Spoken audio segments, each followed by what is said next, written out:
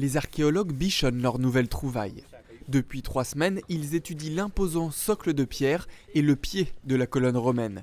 Laurie Fallet n'en revient toujours pas. C'est ce qu'on voit souvent à la télé ou dans les musées, mais moi personnellement, je n'avais pas encore découvert ça encore sur le terrain. Et bien sûr, c'est un peu le rêve de tout enfant quand on voyait ça à la télé. Moi, j'étais hyper excitée et là, le vivre en vrai, c'est exceptionnel. Surtout qu'elle n'est pas toute seule. Je pense qu'elle doit avoir ses sœurs à côté.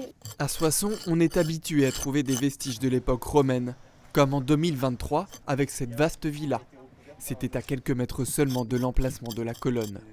Ici, il faut imaginer un temple, une basilique ou un bâtiment public d'une dizaine de mètres de hauteur. Pour les archéologues, cette découverte permettra sûrement de mieux comprendre l'organisation de la ville de Soissons entre le 1er et le 3e siècle. Nous ne savons toujours pas où se situe le forum, ni les principaux temples et lieux cultuels de la ville. Et nous avons peut-être à partir de ce moment-là un argument de plus pour penser que le secteur de Saint-Crépin, et notamment ce secteur rue Pasteur et boulevard Alexandre-Dumas, était peut-être effectivement un lieu élitaire où devait se jouer l'aspect politique et religieux de la ville durant l'Antiquité. Pour le moment, le chantier des travaux d'assainissement est stoppé.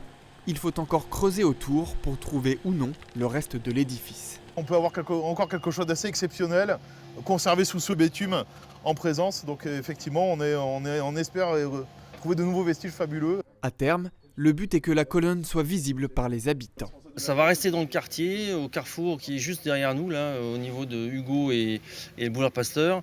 Ça va être mis sous cloche, normalement, à la demande du service régional d'archéologie, et avec une plaque qui expliquera ce que c'est, quelle époque, etc., où ça a été trouvé.